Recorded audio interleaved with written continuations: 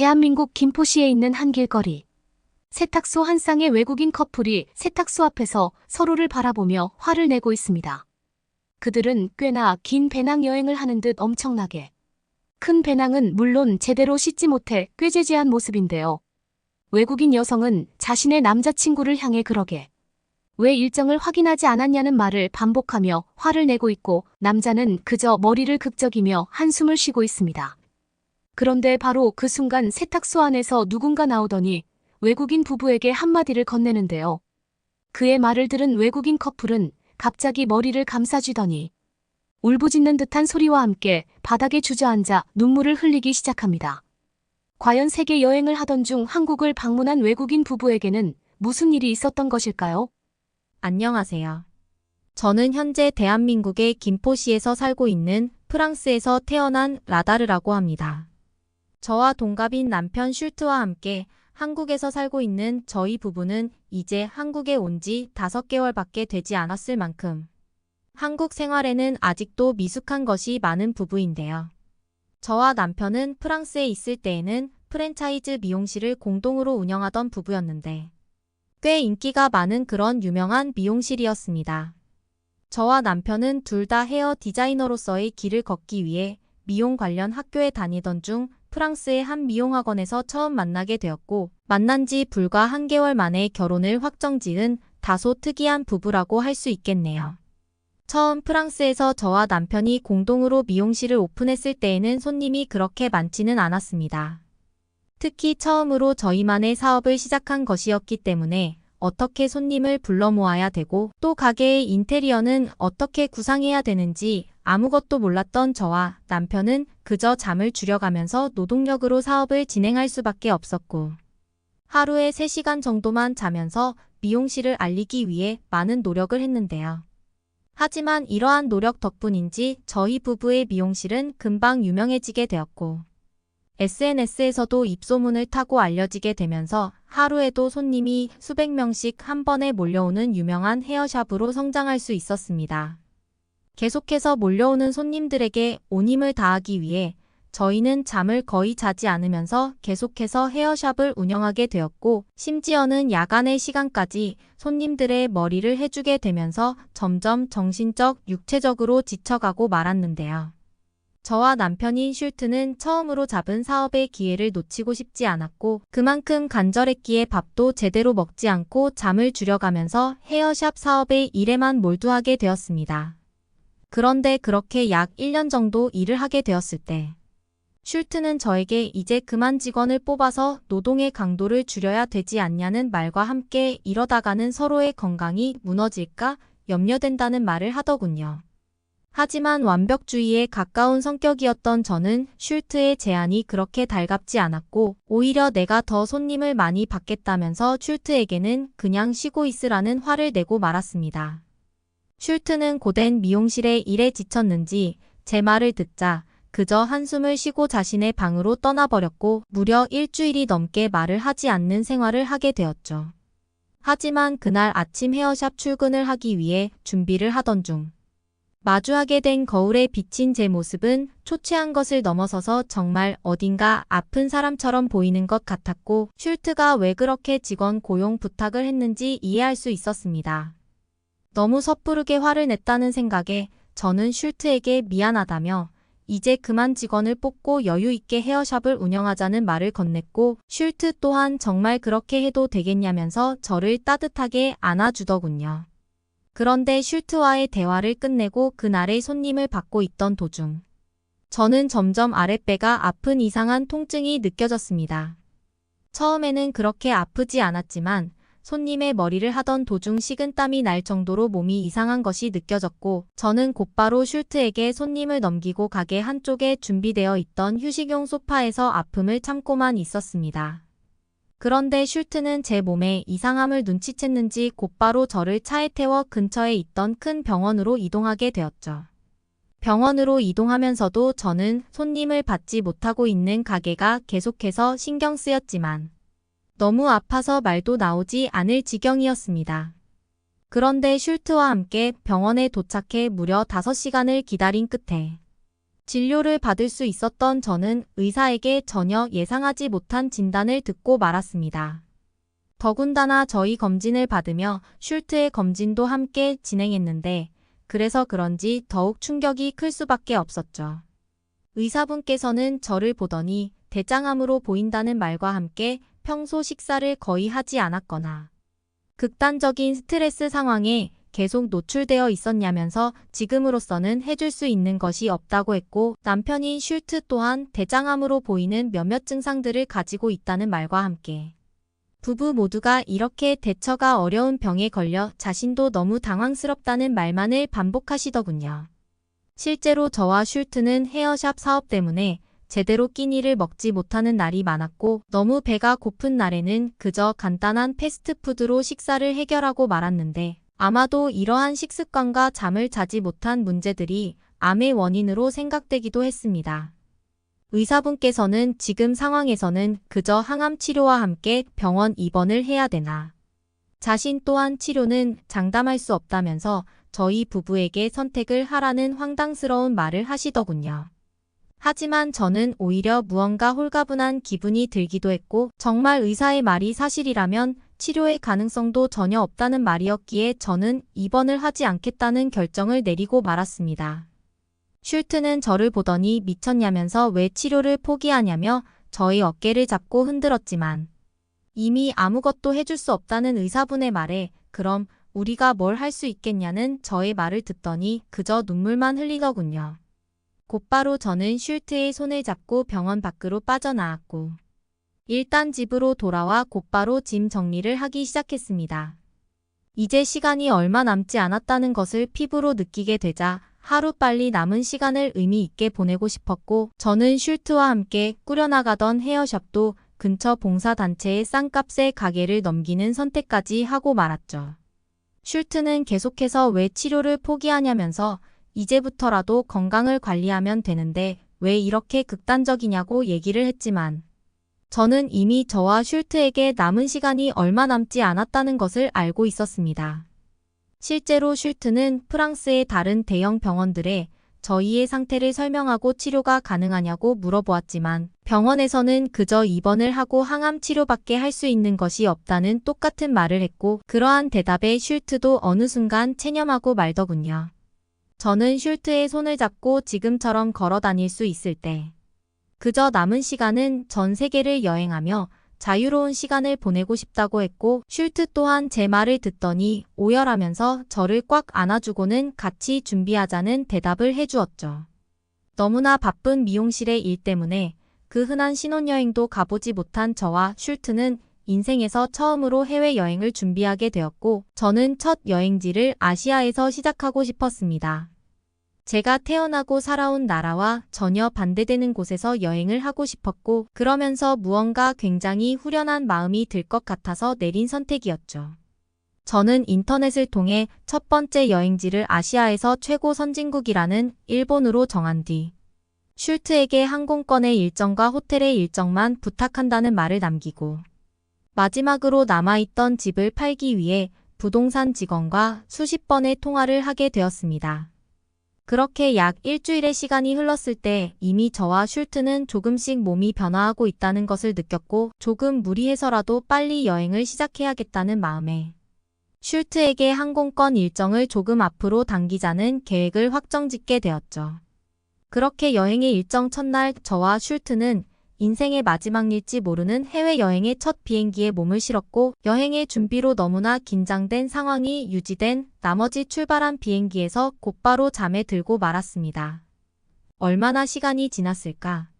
깊은 잠에서 눈을 떴을 때 비행기는 착륙을 준비하고 있었고 저는 곧바로 슐트를 깨워 일본으로의 입국을 준비하고만 있었죠. 그런데 처음 비행기에서 내린 순간 저는 무언가 이상하다는 것을 느끼게 되었습니다. 일본어를 아주 조금이나마 알고 있던 저였지만 비행기 근처에서 들리는 언어들은 무언가 일본어가 아닌 것 같았기 때문이죠. 그리고 입국 심사대에 들어간 순간 저는 저희 부부가 도착한 곳이 한국이라는 것을 알 수 있었습니다. 한국에 대해 많이 알고 있지는 않았지만 아시아 중 최고의 선진국이 일본이라고 알고 있던 저는 그러면 한국은 당연히 후진국이겠구나라는 생각에 알 수 없는 화가 났고 슐트에게도 왜 이런 일정 실수를 저질렀는지 소리를 지르고 말았죠. 슐트는 너무 급하게 일정을 조율하는 바람에 미처 확인하지 못했다고 했고 저는 마지막이 될지도 모르는 해외여행을 후진국으로 오게 만든 슐트 때문에 화가 참아지지가 않았습니다. 하지만 이미 다시 일본으로 돌아가기에는 1분 1초가 소중한 저와 슐트였고 어쩔 수 없이 한국에서 최대한 짧은 일정의 여행을 하고 다른 나라로 넘어가자는 계획을 세우게 되었죠.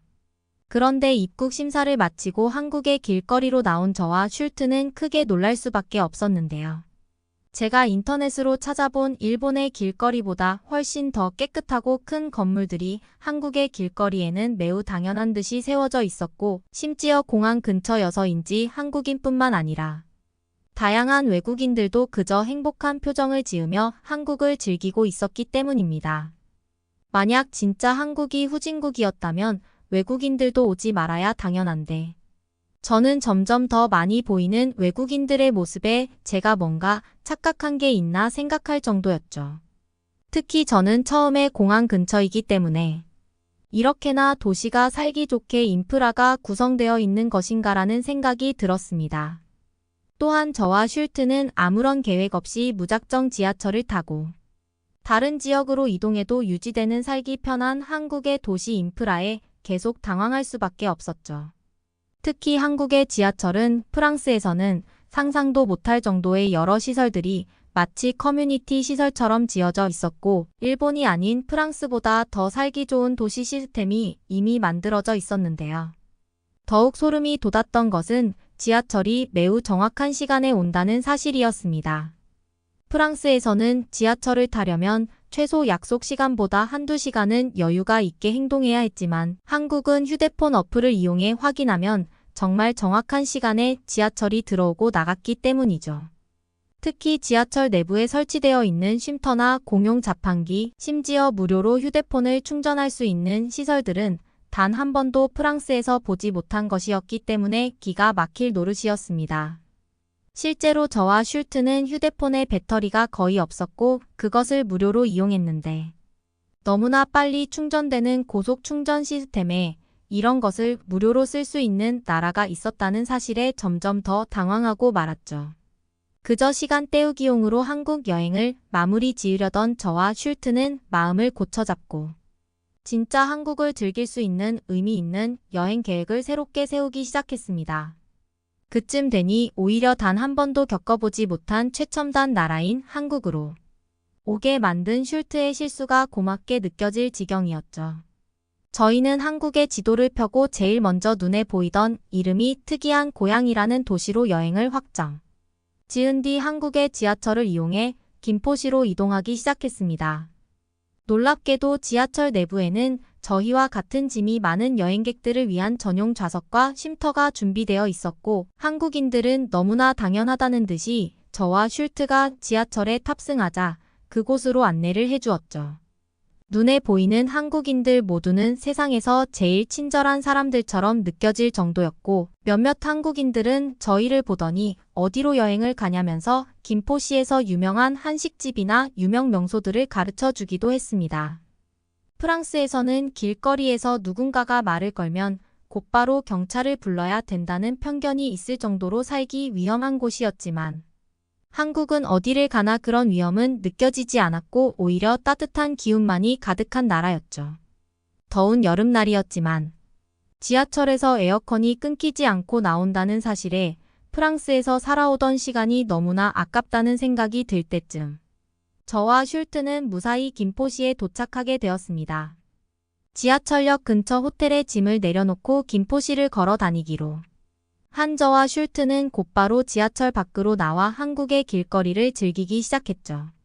조금 해가 지고 있던 오후 시간이었지만 프랑스와 다르게 한국의 길거리는 어디를 가나 불빛이 반짝이고 있어서 전혀 위험하다는 생각이 들지 않았습니다.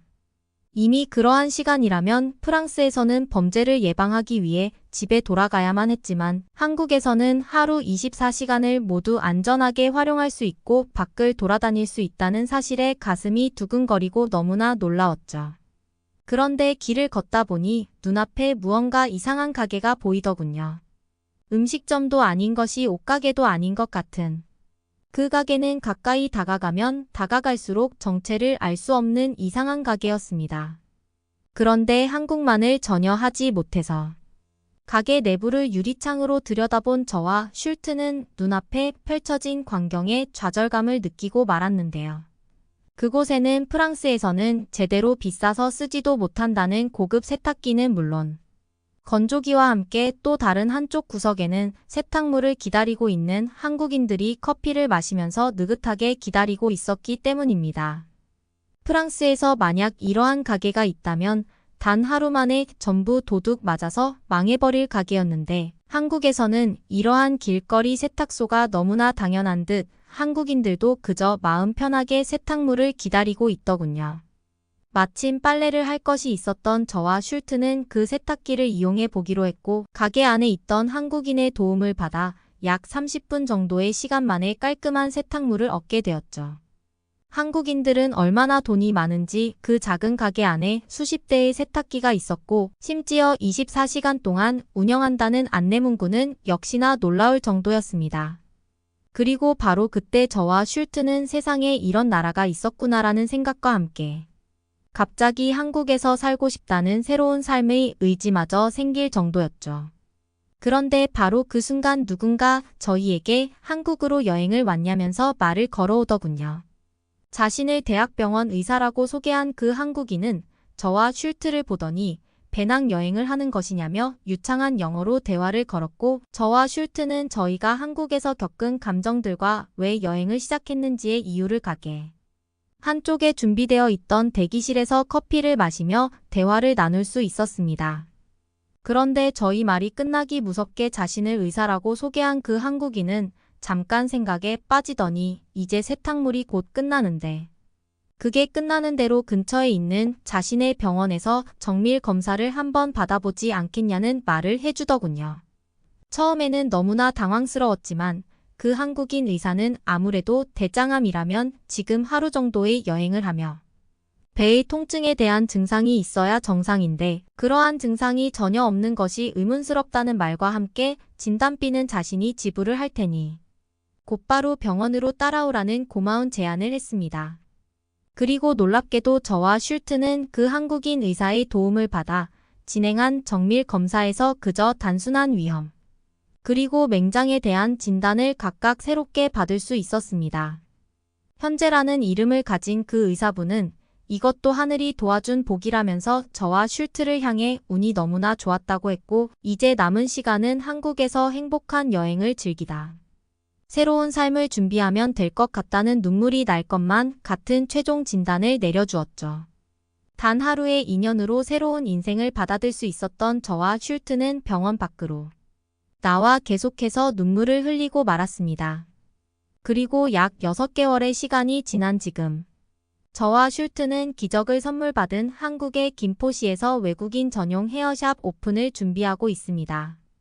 30년의 시간 동안 한국을 알지 못했지만 한국에서 보내고 있는 지금의 시간이 저와 슐트는 세상에서 제일 행복한 것 같아요. 그러면 다음 사연을 들려드리겠습니다. 아니, 내가 왜 여기 있어? 여기는 호주에 있는 한명문대의 강의실. 한 여성이 강의실에서 말하는 남성을 보더니 갑자기 얼굴이 새파랗게 질리기 시작합니다. 이내 이 여성은 강의실에서 뛰쳐나가고 싶다는 생각까지 하게 되는데요. 대체 이 여성이 발견한 남자가 대체 누구인지 한번 알아보러 가실까요? 안녕하세요. 저는 호주에서 한명문대에 다니고 있는 리나라고 해요. 제가 다니고 있는 대학교에서는 요즘 K-팝과 K-드라마가 엄청 인기가 많아서 한국에 관심 있는 친구들이 정말 많아요. 저 역시 다른 친구들과 같이 한국 문화에 푹 빠져 있었죠. 운이 좋게도 제 기숙사 룸메이트가 소진이라는 한국인 친구였거든요. 소진이 덕분에 저는 K-팝이나 K-드라마에 대해 남들보다 더 잘 알게 되었고 자연스럽게 한국 문화에 더욱 관심을 갖게 되었답니다. K-팝 노래 가사를 좀 더 잘 이해하고 싶어서 한국어도 자연스레 공부하게 됐죠. 소진이와 지내다 보니 한국 사람들은 자기 관리도 철저하고 외모도 훌륭하다는 인상을 받게 되었어요. 하루 종일 K-팝과 K-드라마에 빠져 있다 보니 어느새 제 이상형도 한국 남자로 바뀌어 가고 있더라고요. 그런데 어느 날 같은 과 친구와 급식실에서 점심을 먹고 있는데 한 동양인 남성이 다가와 제게 번호를 알려달라고 하는 거예요. 자기는 한국 사람이라며 저랑 연락하고 싶다고 말을 하더라고요. 저도 웬만한 한국 남자였으면 번호를 한번 줘봤겠지만 그 사람은 제가 상상하던 멋진 한국 남자의 이미지와는 너무나 달랐어요. 떡진 머리카락과 얼굴에 번들거리는 기름기 그리고 구겨지고 옷에서 풍기는 쾌쾌한 냄새까지 지금껏 봐왔던 한국 남자라고 하기엔 어딘가 어설퍼 보이는 인상이었죠. 솔직히 좀 많이 실망스러웠어요. 이런 스타일이라면 굳이 만나고 싶지 않다는 생각이 들어 정중하게 거절의 뜻을 전했죠. 그런데 그 남자는 마치 어린애처럼 계속 번호를 주면 안 되냐고 졸라대는 거예요. 저는 불쾌함이 느껴져서 식판을 들고 다른 자리로 옮겼어요. 그랬는데도 그 한국 남자가 저를 따라다니면서 제 눈치를 살피는 모습에 점점 짜증이 밀려오더라고요. 도망치듯 식당을 빠져나오고 싶은 마음이 굴뚝 같았지만 남은 음식들이 저를 붙잡았죠. 그 남자와 한 공간에 있는 게 너무 부담스러웠지만 어쩔 수 없이 자리를 지켰어요. 하지만 식사에 전혀 집중이 되지 않았죠. 그 한국 남자의 시선이 등줄기를 타고 오르내리는 것 같아 온몸에 소름이 돋았거든요. 밥알이 목구멍에서 걸리는 듯 했어요. 이러다 체할 것 같아 급하게 물을 들이켰죠. 그 순간 그 남자도 물컵을 들더니 제게 건배를 하자는 듯 윙크를 날리는 게 아니겠어요. 세상에 이게 무슨 꼴이람 정말이지. 아찔하고 민망해서 그 자리에서 일어나고 싶은 욕구가 마구 샘솟더라고요. 괜히 주변의 시선이 저를 향하는 것 같아 얼굴이 화끈거렸죠. 애꿎은 음식만 휘저으며 시간을 끌다가 슬쩍 자리에서 일어섰어요. 같이 밥 먹던 친구도 얼른 도망가자고 하더라고요. 더는 못 버티겠어서 반 정도 남은 쟁반을 들고 퇴식구로 향했죠. 그 한국 남자의 불편한 시선에서 벗어나고 싶었거든요. 그 이후부터였을까요? 제 인생은 완전히 엉망진창이 되어버렸어요. 언젠가부터 저를 쳐다보는 시선이 느껴졌거든요. 아침에 일어나면 괜히 온몸에 소름이 돋고 학교를 가면 낯선 시선이 제 뒤통수를 파고드는 듯한 느낌을 받았어요. 급식실에서 밥을 먹어도 목으로 넘어가지 않고 집에서 잠을 자도 온몸이 뻐근하고 개운하지 않더라고요. 어디를 가든 누군가 저를 뚫어지게 쳐다보고 있다는 불길한 기운이 느껴졌어요. 혹시 그 한국 남자가 아닐까 의심하면서도 그냥 제 착각이길 바라는 마음에 애써 무시하려 했죠. 그런데 이게 다가 아니었어요. 어느 날 기숙사로 돌아가는데 기숙사 문 앞 저편에서 인기척이 느껴졌어요. 고개를 들어보니 전에 급식실에서 저를 따라다니던 한국인 남자가 서 있는 게 아니겠어요. 제 얼굴이 새하얗게 질려버렸어요. 숨이 턱 멈추고 그대로 얼어붙은 것 같더라고요. 그 한국 남자는 제게 한 걸음 한 걸음 다가오면서 인사를 했어요. 그걸 보자마자 제 등줄기에 땀이 주르륵 흘렀죠. 제가 여기서 살고 있는 걸 어떻게 알고 있는지 너무 소름 끼쳤거든요. 순간 온몸에 피가 거꾸로 쏟는 듯 하더라고요. 속으로 수백 번도 더 그 한국인을 욕했지만 입 밖으로 내뱉지 못했답니다. 너무 놀라고 떨려서 아무 말도 할 수가 없었거든요. 이럴 땐 제 소심한 성격이 얼마나 원망스러웠는지 몰라요. 그날 이후부터 저는 그 스토커 때문에 말로 닿을 수 없는 스트레스에 짓눌렸어요. 수업 시간에도 집중도 못하고 멍하니 창밖만 바라봤죠. 교수님 말씀은 귀에 하나도 들어오지 않았어요.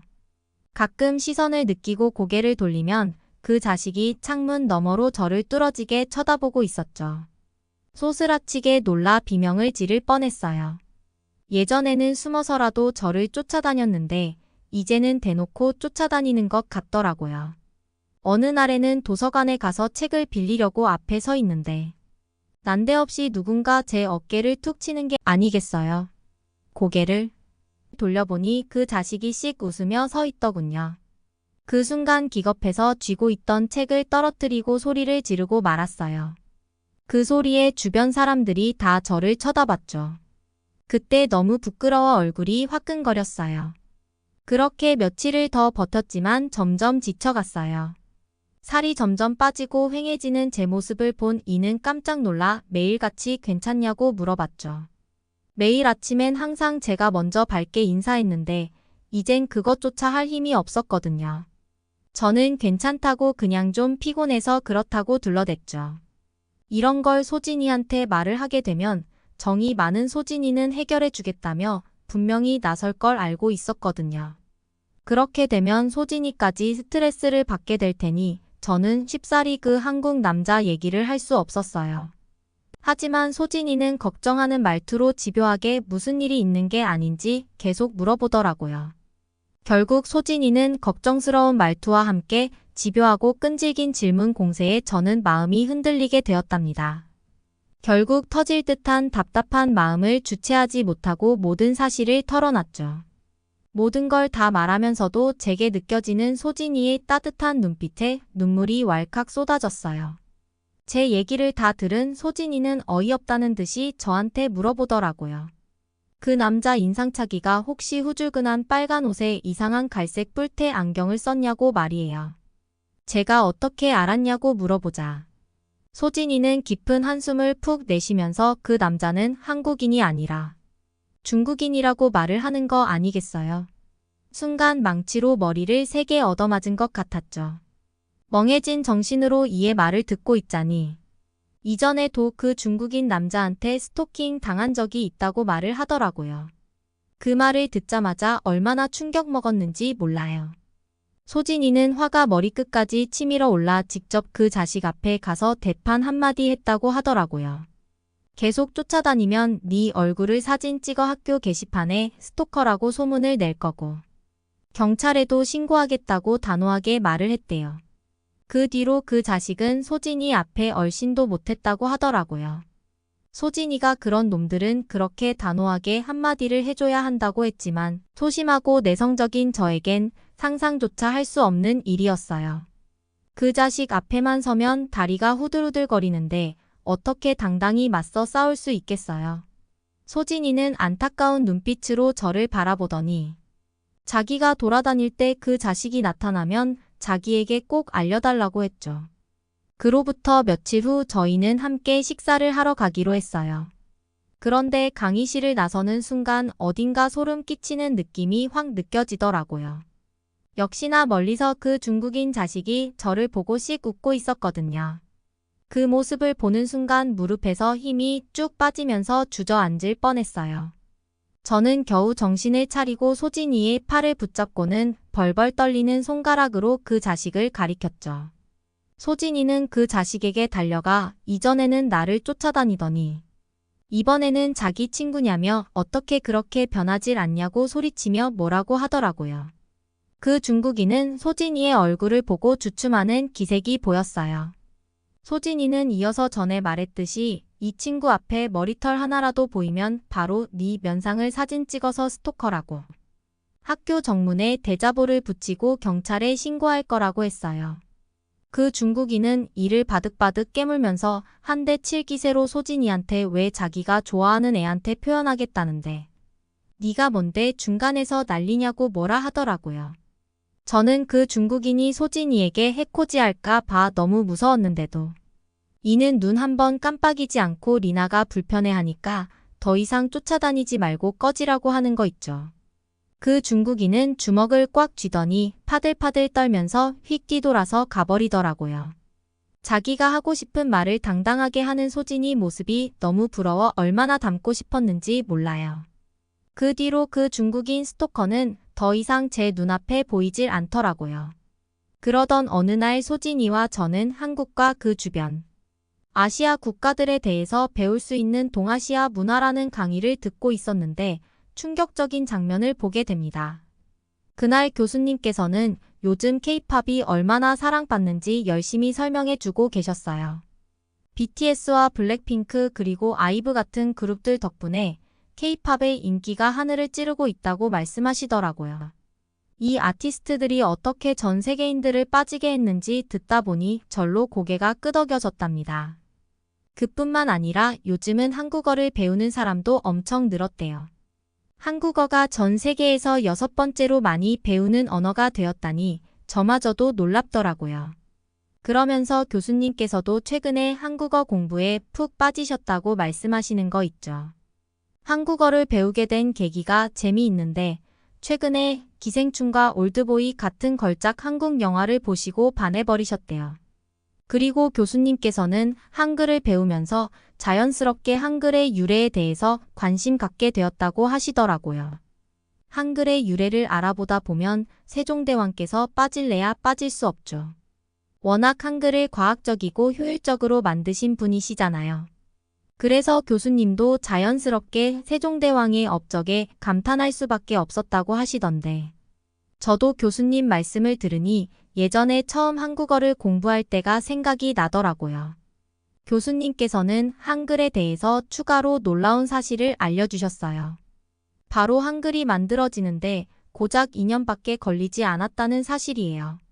전 세계가 열광하면서 배우는 한국어를 만드는데 2년밖에 걸리지 않았다니 정말 생각지도 못했죠. 이어서 교수님께서는 코카콜라에서 한글로 제품을 최초로 출시했다는 설명도 해주시더라고요. 115년 만에 처음으로 영어가 아닌 다른 나라 문자를 단독으로 사용했다니.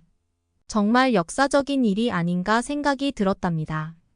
이런 얘기를 듣다 보니 한국의 대중문화가 전 세계인의 사랑을 받고 있다는 게 새삼 실감 나더라고요. 저도 한국 콘텐츠들이 재밌다고 생각하면서 매일 챙겨보긴 했지만 저 말고도 이렇게 한국에 열광하는 사람이 생각보다 많은 줄은 몰랐어요. 이어서 교수님께서는 계속해서 한국어와 한글에 대해서 설명해 주시는데 저 멀리 앉아있는 동양인 학생이 큰 소리로 당연히 한글은 우수할 수밖에 없다면서 한글을 칭찬하는 거 아니겠어요? 저는 당연히 한국인이 자신의 나라에 자부심을 느껴서 크게 말을 하는 줄 알았어요. 그런데 그 동양인의 다음 말을 들어보니 뭔가 좀 이상한 것 같더라고요. 그 동양인은 이어서 큰 소리로 말했어요. 한국어 말고도 일본어와 몽골어가 다 중국 북동부에서 농부들에게 유래가 되었고 자기는 언어들의 기원이 된 중국이 너무 위대하고 자랑스럽다라고 하는 거 아니겠어요. 그러면서 역시 중국은 우주의 중심이라고 황당한 주장을 펼치더라고요. 듣고 있자니 어이가 없어서 실수를 참을 수가 없었어요. 처음에 한국어의 위대함이 중국까지 퍼져나갔구나 라는 말인 줄 알았는데 한국어를 중국에서 만들었다니 정말 개소리라고 생각을 했죠. 그 중국 학생이 한 말 때문에 주위 분위기가 심상치 않아졌어요. 주변에서는 의아한 눈빛을 주고받았고 어떤 학생들은 짜증 섞인 한숨을 내쉬기도 하더라고요. 저도 옆자리 소진이와는 어이없다는 표정으로 눈을 마주쳤답니다. 그런데 잠시 후 저는 제 눈을 의심할 수밖에 없었어요. 누가 이런 개소리를 하는 건지 얼굴이나 한번 좀 보자 싶어서 중국인 목소리가 들리는 쪽으로 고개를 돌렸는데 자세히 보니 며칠 전 저와 소진이에게 시비를 걸었던 그 스토커. 중국인 학생이 앉아있는 거 아니겠어요? 저희 강의를 듣고 있었던 거예요. 너무 당황스러워서 당장이라도 자리에서 일어나고 싶었어요. 평소에 소진이와 저는 항상 맨 앞자리에 앉아 강의에만 집중하느라 주변을 살필 겨를이 없었거든요. 이 강의를 듣는 학생도 100명은 좋게 넘을 정도로 워낙 많다 보니 누가 교실에 있는지 몰랐죠. 그제서야 그 중국인 학생이 절 쉽게 미행할 수 있었던 이유를 알 것 같았어요. 그리고 왜 오늘 교수님이 말씀하시는 거에 다 딴짓을 거는지 알겠더라고요. 지금까지 강의 내내 교수님이 한국 문화를 높이 평가하실 땐 얌전했었거든요. 그런데 저 중국 학생이 한국에 대해 반감을 갖고 행동을 보이는 건 소진이한테 한 소리 들은 이유였다는 게 확 느낌이 왔어요. 소진이가 자기한테 뭐라고 하니까 한국에 피해의식이 생겨서 저렇게 한국을 까내리려는 말을 하고 있구나 생각이 들더라고요. 교수님께서도 그 중국 학생이 말하는 걸 듣고 당황해 하시긴 했지만 이어서 다른 나라의 위대함은 그대로 인정을 해줘야 하지. 근거 없이 다른 나라의 위대한 점을 자기 나라 것으로 말하는 건 옳지 않다면서 다시 공부를 하는 게 좋겠다고 말씀하셨죠. 그 중국 학생은 교수님의 말씀을 듣고도 전혀 아랑곳하지 않더니 오히려 자기 주장에는 근거가 있다고 우기기 시작했어요. 그는 한국어가 중국 동북부 소수민족들의 언어와 유전적 연관성이 있고 같은 조상 언어에서 갈라져 나왔을 거라고 주장했죠. 순간 저는 무슨 헛소리를 하나 싶었지만 곧이어 그 학생은 또 다른 근거를 꺼내 들었어요. 70년 전에 발표된 10명의 중국어 학자들 공동 연구 논문을 언급하며 거기서 중국 동북 지역이 한국어의 기원지라는 결론이 나왔다는 것을 근거로 자기 주장이 옳다고 우겼어요. 소진이는 상대방의 근거 없는 주장을 지적하며 한국어와 한글에 대해 논하려면 훈민정음에 대한 기본적인 이해가 선행되어야 하는 거 아니냐고 물어봤죠. 소진이는 훈민정음 서문에 나란 말씀이 균기게 달아 문자화로 서로 아마띠 아니할세라는 말이 나오는데 이 말은 나랏 말씀이 중국과 달라 한자와 서로 통하지 않으니라는 뜻이라고 설명을 해주더라고요. 이어서 소진이는 이미 훈민정음이 시작하기도 전에 한글은 중국과 다르다는 말이 떡하니 적혀 있는데 어떻게 한글이 중국에서 기원되었다고 말을 할 수 있냐고 그 중국 학생에게 따졌죠. 정말 감탄이 나올 수밖에 없었답니다.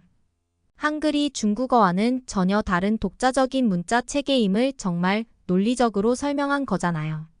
소진이의 말에 그 중국 학생은 할 말을 잃은 듯 잠시 말문이 막혔지만 이내 오기가 생긴 건지 더욱 공격적인 자세로 씩씩거리며 큰 소리를 내기 시작했어요.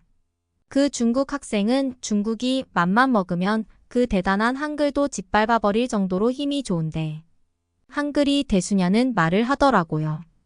이어서 그 중국 학생은 중국군이 맘만 먹으면 한국을 파리 잡듯이 없애버릴 수 있는 거 모르냐고 말을 했고 왜 세계가 한국을 중국의 속국이라는 걸 인정하는지도 모르냐고 소진이한테 따지듯이 말을 했어요. 그 중국 학생은 거기에 그치지 않고 이어서 한마디를 더 하더라고요. 한글뿐만 아니라 김치와 한복마저 한국이 중국에서 베껴갔다고 우기는 거 있죠. 얼마나 어이가 없었는지 몰라요. 교수님께서는 이와 그 중국 학생을 번갈아 보시더니 중재에 나서 주셨어요. 조금만 더 두면 그 둘은 거의 치고받고 싸울 기세였거든요. 교수님은 중립적인 어조로 중국과 한국의 군사력을 객관적으로 비교 분석해 주셨어요. 중국군이 한국군보다 약 3배 정도 큰 군사 병력을 갖고 있고 쏟아붓는 국방비도 한국보다 많아서 중국이 세계 2위 수준인 건 맞다고 말씀하시더라고요. 교수님이 이어서 중국에는 유명한 스텔스 전투기와 항공모함까지 있는데 전부 강력한 무기라는 말씀을 하셨어요. 그 말을 들은 중국 학생이 이때다 싶었는지 교수님의 말씀에 맞장구를 치면서 중국 입장에서 한국 정도는 상대가 안 된다면서 깔아내렸죠. 교수님께서는 중국 학생의 주장 중 극히 일부만 맞는 얘기라며 한국의 군사력에 대해 좀 더 자세히 설명해 주셨어요. 교수님의 말씀에 따르면 한국은 세계적으로 유명한 전차와 자주포를 보유하고 있고 최근에는 전투기를 자체 개발해 양산과 실전 배치를 목표로 하고 있다고 했어요. 특히 전투기에는 한국이 독자 개발한 청룡 미사일이 장착될 예정이라면서 이 미사일은 타우러스 미사일을 기반으로 재설계된 거라고 덧붙이셨죠. 교수님은 전투기에 청룡 미사일이 통합되면 결코 무시할 수 없는 전투기가 될 거라고 자신 있게 말씀하셨어요. 그뿐만 아니라 교수님은 최근 이스라엘의 아이언돔 요격 미사일 시스템이 이란이 공격을 성공적으로 막아냈다는 소식을 언급하며 한국은 이보다 더 진일보한 대공 레이저 무기를 개발 중이라고 소개해 주시던데 이게 참 놀랍더라고요. 중국 학생이 또다시 반박하려 입을 열었지만 교수님이 손가락으로 쉽다는 제스처를 취하시더니 더 이상 유치한 얘기는 그만하자고 하시더라고요. 대신 한국의 김치와 한복이 엄연히 고유의 문화유산이고 중국에서 유래한 것이 아님을 김치의 역사와 기원에 대한 설명을 통해 분명히 말씀해 주셨죠.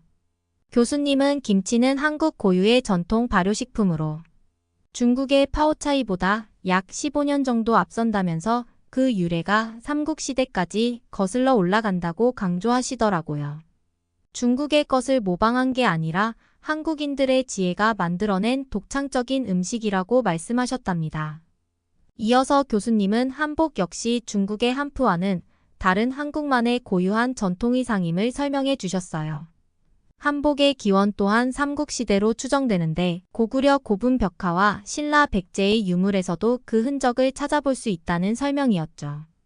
그 뿌리는 중국 문화에서 비롯된 게 아니라 엄연히 한국의 것이라는 사실을 분명히 하셨어요. 마지막으로 교수님은 중국에도 분명 뛰어난 문화가 있는 건 맞다면서 그렇다고 다른 나라의 문화를 폄하하면서까지 자기 나라의 우월성을 내세우려 드는 건 현명한 태도가 아니라고 일침하셨어요. 상대방을 깎아내림으로써 자신을 높이려 하다간 오히려 역효과만 불러올 뿐이라는 걸 깨달아야 한다고 충고하셨죠. 교수님의 말씀을 들은 중국 학생은 얼굴이 붉어진 채 자리에서 계속 혼잣말로 중얼거리더니 그 후로는 강의가 끝날 때까지 한마디도 하지 않더라고요. 내심 교수님 말씀에 할 말을 잃은 건지 아니면 자존심이 상해서 그런 건지는 모르겠지만 말이에요. 그 수업이 끝난 이후 얼마 지나지 않아 학교 커뮤니티에 한 익명의 글이 올라왔어요. 동아시아 문화 수업을 가르치시는 교수님을 비방하는 내용이었는데 편향된 시각으로 학생들의 사고를 제한한다면서 절대 추천할 수 없는 강의라고 주장하는 거였죠. 그걸 본 순간 저는 화가 치밀었어요. 교수님은 늘 다양한 관점을 소개해 주시면서 균형적인 시각을 길러주려 애쓰시는데 저런 터무니없는 글을 올리다니 진짜 어이가 없더라고요. 저는 곧바로 소진이에게 연락해서 상황을 알렸고 다른 수강생들에게도 이야기를 퍼뜨려 교수님의 진짜 모습을 알릴 수 있는 댓글을 달자고 설득했어요. 그런데 댓글을 달려고 그 게시글을 다시 열어보니 벌써 300개가 넘는 반응이 달려있지 뭐예요? 하나하나 읽어봤는데 다행히 보면서 마음이 놓이더라고요. 댓글 하나하나가 전부 교수님의 열정과 식견을 칭찬하는 내용들이었거든요. 동시에 근거 없이 교수님을 비난한 글쓴이를 향한 비판도 쏟아지고 있었죠. 심지어 며칠 전 수업 시간에 교수님과 논쟁을 벌였던 바로 그 중국 학생이 게시글을 쓴 게 아니냐는 얘기까지 나오고 있었어요. 그 학생의 행동을 목격한 다른 학생들이 댓글로 증언을 남긴 덕분이었죠. 그로부터 몇 주 뒤 저는 재미있는 소식을 전해 들었어요. 중국 학생의 악의적인 게시글 덕분에 오히려 동아시아 문화 강의가 인기를 끌게 되었다고 하더라고요. 다음 학기 수강 신청에서 그 동아시아 문화 강의만 딱 5초 만에 마감됐다는 얘기를 친구에게서 듣고 절로 웃음이 났답니다. 잘못된 의도로 쓴 글이 오히려 역효과를 불러와 진실을 알리는 계기가 되어버린 셈이었죠. 교수님의 열정과 진심이 학생들에게 제대로 전해진 덕분이라고 생각해요. 이렇게 저는 이번 학기에 학교에서 많은 일을 겪고 방학이 되면 소진이와 함께 한국으로 놀러 가기로 약속했답니다. 어디로 가면 제 이상형인 한국 남자들을 많이 만날 수 있을까요? 추천 부탁드립니다. 그러면 다음 사연으로 넘어가겠습니다. 여기는 외국의 한 공항. 덴마크 여성이 절망감에 울부짖고 있습니다. 이 여성 앞에 있는 남성은 종이 뭉치를 내던지며 웃고 있네요. 과연 이들에게 어떤 일이 벌어진 건지 한번 알아보러 가실까요? 안녕하세요. 저는 덴마크 코펜하겐 출신의 30살 주부 마르쉐입니다. 화려한 도시 코펜하겐에서 나고 자랐죠. 부유한 집안에서 성장해 좋은 교육을 받았고 명문대를 졸업한 뒤 대학병원에서 간호사로 근무했어요. 운명 같은 사랑을 만나 10년 전 결혼에 골인했죠. 남편 아자르는 잘 나가는 대기업의 임원이었어요. 결혼 후 제 인생은 마치 동화 속 공주 같았어요. 남부럽지 않은 풍요로운 삶, 사랑스러운 딸 샤샤와 리라까지 얻게 되었으니까요. 하지만 행복한 나날도 잠시 어느 순간부터 아자르의 모습이 달라지기 시작했어요. 늦은 귀가가 잦아졌고 집에 돌아와서도 딴 생각에 빠져 있곤 했죠. 직장 스트레스일 거라 생각했어요. 그런데 어느 날 아자르의 행동에 석연치 않은 구석이 있다는 걸 발견했어요. 회식이 있다며 나간다는 날 그의 차에서 낯선 여자의 향수 냄새가 진동했거든요. 직감적으로 뭔가 잘못되었다는 걸 알아챘죠. 마음 한켠이 불안해 그날 몰래 아자르를 미행했어요. 그리고 목격한 광경에 저는 눈앞이 캄캄해졌죠. 아자르가 한 여자와 포옹을 나누고 호텔로 들어가는 모습이었어요. 믿고 싶지 않았어요. 아니, 믿을 수가 없었죠. 이런 말도 안 되는 일이 제 삶에 일어날 거라고는 상상도 못했으니까요. 하지만 사실은 사실이었어요. 머리가 새하얘졌고 다리에 힘이 풀렸죠. 충격에 빠져 그대로 주저앉았던 그때 저를 일으켜 세운 건 분노였어요. 이런 식으로 저를 배신하고 우리 가정을 무너뜨릴 순 없다고 생각했죠. 당장이라도 뛰어들어가 그들을 붙잡고 싶은 마음을 겨우 억눌렀어요. 법적 증거를 확실히 잡기로 했죠. 사설 탐정을 고용해 아자르가 외도했던 증거를 수집하기 시작했어요. 그리고 충격적인 진실이 하나둘 밝혀졌죠. 아자르에겐 저 말고도 여러 명의 여자가 있었던 거예요. 저는 배신감에 몸서리 쳤어요. 지독한 속임수에 10년간의 결혼 생활이 한순간에 무너져 내렸죠. 하지만 결국 이혼을 선택할 수밖에 없었어요. 아이들 생각에 눈물이 흘렀지만 이런 아버지라면 없는 게 낫다고 판단했죠. 변호사를 선임해 이혼 소송을 준비했어요. 하지만 아자르는 곱게 이혼할 생각이 전혀 없어 보였죠. 오히려 모든 걸 뒤집어 써 제 탓으로 돌리려 했어요. 어떻게 해서든 제게서 위자료를 뜯어내기 위한 의도였죠. 이해할 수 없었어요. 이렇게까지 뻔뻔할 수 있다는 게 믿기지 않았죠. 증거를 들이대며 항변했지만 아자르는 오히려 더 공격적으로 나왔어요. 제 인생을 통째로 걸고 맞서 싸우겠다고 으름장을 놓더군요. 그 순간 소름이 돋았어요. 아자르의 광기 어린 모습에 공포마저 느껴졌죠. 이런 남자와 결혼해 아이까지 낳았다니 제가 눈먼 것 같았어요. 후회가 밀려왔지만 때는 이미 늦었죠. 살 길은 오직 이혼밖에 없었으니까요. 두려웠지만 물러설 순 없었어요. 제 평생을 걸고 아자르와 싸워야 했죠. 특히나 아이들의 양육권을 지키기 위해서라도 절대 질 수 없는 싸움이었어요. 이를 악물고 법정에 섰죠. 변호사의 도움으로 이혼에 유리한 증거들을 모았어요.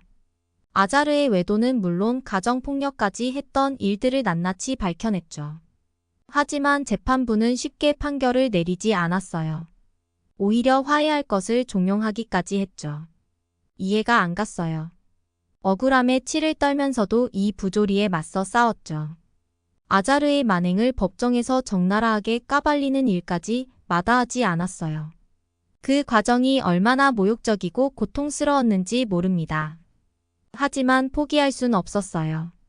제 딸들을 지키기 위해서라면 무슨 일이든 할 각오가 되어 있었으니까요.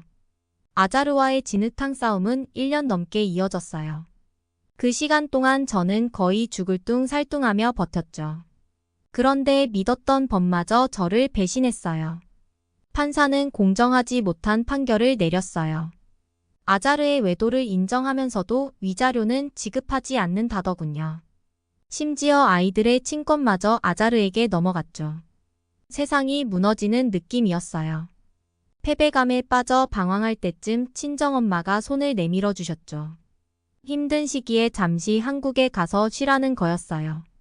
엄마도 제 사정을 다 아시니 걱정이 이만저만이 아니셨겠죠. 언니네 집에서 머물면서 상처를 치유하라 하셨어요.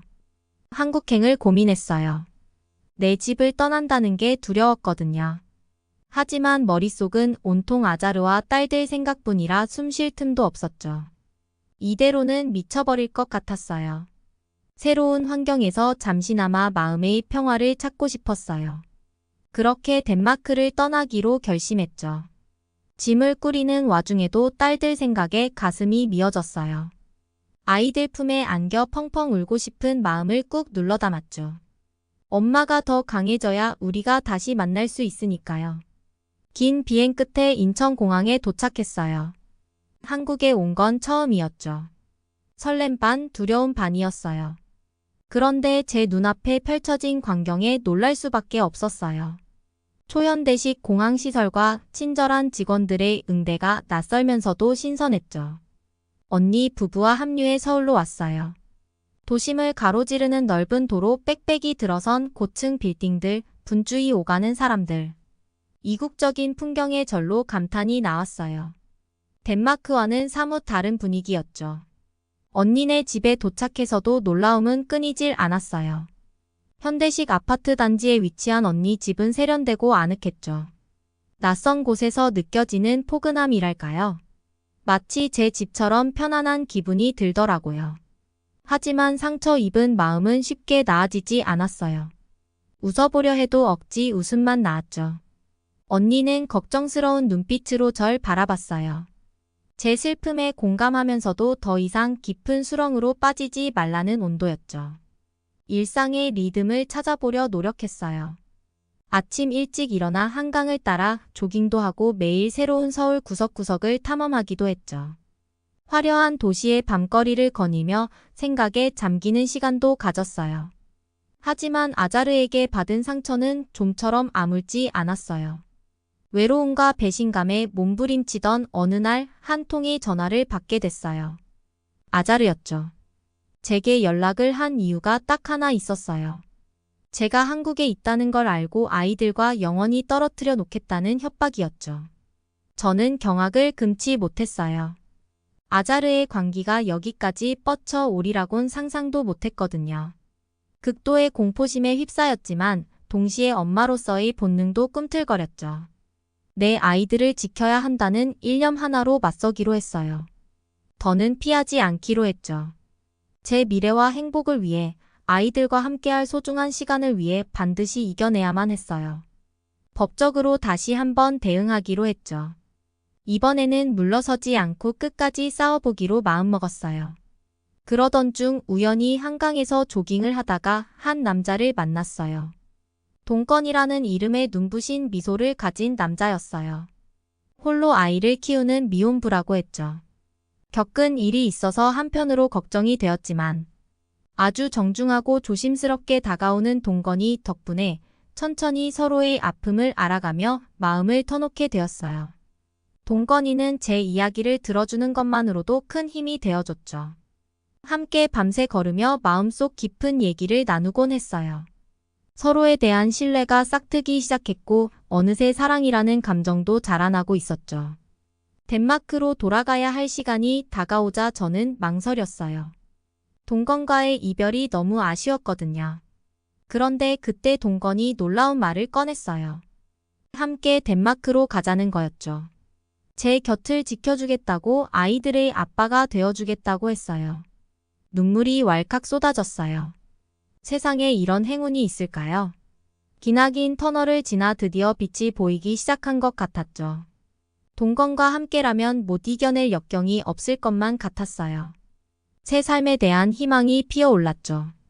코펜하겐에 도착한 우리를 기다리고 있던 건 아자르였어요. 아이들을 데리고 공항에 나타난 그의 모습에 온몸이 굳어버렸죠. 얼굴에는 험악한 미소가 걸려 있었고 주변을 살피던 눈빛은 매서웠어요. 애도하려는 잔인한 웃음을 띠며 동건에게 다가갔어요. 그리고는 주머니에서 서류 뭉치를 꺼내서 내던졌죠. 당신 자격증 위조 사건에 연루됐지? 내 약혼녀가 네 진료 때문에 죽은 거 알아? 갑작스러운 말에 머리가 멍해졌어요. 동건의 얼굴은 창백하게 질려갔죠. 아자르가 내민 서류에는 동건의 신상 정보가 빼곡히 적혀 있었어요. 의사 자격증 위조 사실 과실치사 혐의까지. 저를 바라보는 동건의 눈동자가 공포로 떨리고 있었음. 그 의사가 바로 이 남자야. 넌 살인자를 감싸고 있는 거라고. 아자르의 목소리에 귀를 의심했어요. 동건이 의사라니, 살인 혐의를 받고 있다니 이해할 수 없는 상황에 숨이 막혀왔죠.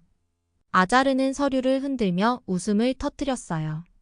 이 남자 때문에 내 약혼녀가 죽었어. 약혼녀뿐 아니라 수많은 사람이 피해를 봤지.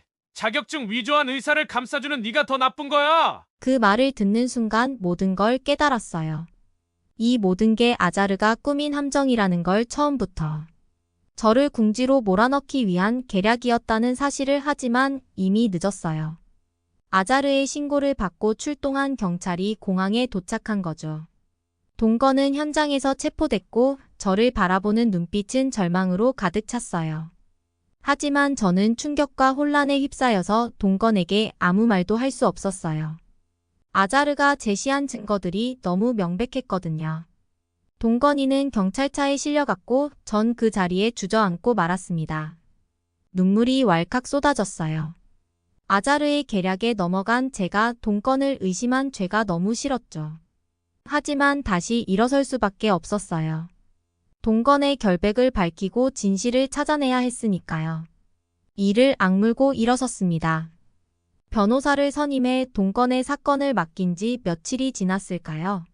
놀라운 사실을 알아냈습니다. 동건의 이름으로 발급된 자격증이 위조된 게 아니라는 거예요. 변호사가 병원 인사 기록을 확인해 보니 동건은 정식 절차를 거쳐 의사로 채용된 것으로 나왔어요. 인사팀은 물론 병원장까지 동건의 실력을 인정하고 있었죠. 자격증 자체가 위조된 게 아니라 아자르가 허위 서류를 꾸며낸 거였어요. 다음은 아자르의 약혼녀 사망 사건을 찾아봤어요. 기록을 뒤져보니 동건이는 그 수술에 참여하지도 않았더군요. 당일 휴가를 내고 병원에 없었다는 사실까지 확인했죠. 아자르가 꾸며낸 터무니없는 누명이었어요. 변호사와 함께 모든 자료를 들고 경찰서로 달려갔죠. 담당 형사에게 사정을 설명하고 증거를 제출했어요. 동건의 무죄를 입증할 결정적 단서들이었죠. 다행히 형사는 제 말을 귀담아 들었고 사건을 재조사하기로 했습니다. 며칠 후 경찰은 증거 불충분으로 동건을 석방했어요. 며칠 사이 굉장히 수척해진 모습에 눈물이 왈칵 쏟아졌죠. 안도의 눈물을 흘리며 동건이를 껴안았어요. 우리는 서로를 꼭 끌어안은 채 한참을 울었답니다. 아자르의 만행은 이뿐만이 아니었어요. 경찰 조사 결과 병원 직원 중 한 명을 돈으로 매수해서 동건을 모함하기 위한 증거를 조작한 정황이 드러났죠. 불법 도박, 탈세 등 각종 범죄 혐의까지 밝혀졌고요. 결국 아자르는 징역 10년을 선고받게 됐습니다. 악몽 같은 사건이 마무리되자 비로소 일상으로 돌아올 수 있었어요. 가족 상담을 받으며 아이들의 트라우마도 치료했죠. 밝고 명랑하던 샤샤와 리라의 모습이 서서히 돌아오기 시작했어요. 저희 부부 역시 아픈 기억을 잊고 새로운 미래를 그려나갔습니다. 어느 순간 깨달았어요. 우리 가족에게 정말 필요한 건 서로밖에 없다는 걸요. 사랑하는 사람들과 함께라면 그 어떤 역경도 이겨낼 수 있다는 진실을 말이죠. 비록 힘든 시간을 보냈지만 그 시간이 우리를 더 강하게 만들어준 계기가 되었어요. 가장 큰 행운은 동건과 제가 서로를 더 깊이 이해하게 된 거예요. 저를 향한 그의 사랑과 믿음, 헌신을 잊지 않으려 해요. 동건 역시 제가 늘 곁에서 버팀목이 되어준 것에 감사함을 전하더라고요. 우린 서로에게 없어서는 안 될 존재가 되었죠. 그러던 어느 날 동건이 자신의 아이를 만나게 해달라 부탁했어요. 미혼부라는 사실은 알고 있었지만 아이에 대해선 잘 몰랐거든요. 알고 보니 딸아이였어요. 3살 된 세희 심장 수술을 받은 뒤 요양 중이라고 했죠. 세희 엄마는 출산 후 세상을 떠났대요. 병원에 도착하자 앙증 맞은 아이가 동건에게로 달려왔어요. 동건의 품에 안긴 세희의 얼굴에선 환한 미소가 떠나질 않았죠. 동건이는 눈시울을 붉히며 세희를 꼭 끌어안았어요. 그 모습에 절로 미소가 지어졌습니다. 그 순간 새로운 가족을 얻은 기쁨에 눈물이 왈칵 쏟아졌어요. 샤샤, 리라, 그리고 세희, 사랑스러운 새 아이의 엄마가 된 제 모습이 행복하기만 했죠. 동건 역시 울컥한 얼굴로 저와 아이들을 바라봤어요. 이제 우린 5 식구 그 자체로 축복이었죠. 세희는 곧 퇴원해 저희 집으로 왔어요. 처음엔 낯설어하던 샤샤와 리라도 이내 세희와 친해졌죠. 함께 장난감을 갖고 놀며 웃음꽃을 피우는 모습에 행복이 배가 되었어요. 동건과 눈을 마주치며 미소 지었죠. 이게 바로 가족이구나 싶었습니다. 그로부터 1년 후 우리 부부는 덴마크에서 결혼식을 올렸어요. 샤샤와 리라, 세희가 예쁜 드레스를 입고 축하해 주더라고요. 마치 꿈을 꾸는 것 같았어요. 아자르와의 악몽 같던 시간들이 마치 먼 과거의 일처럼 느껴졌죠. 품에 안긴 꽃향기를 맡으며 감사했어요.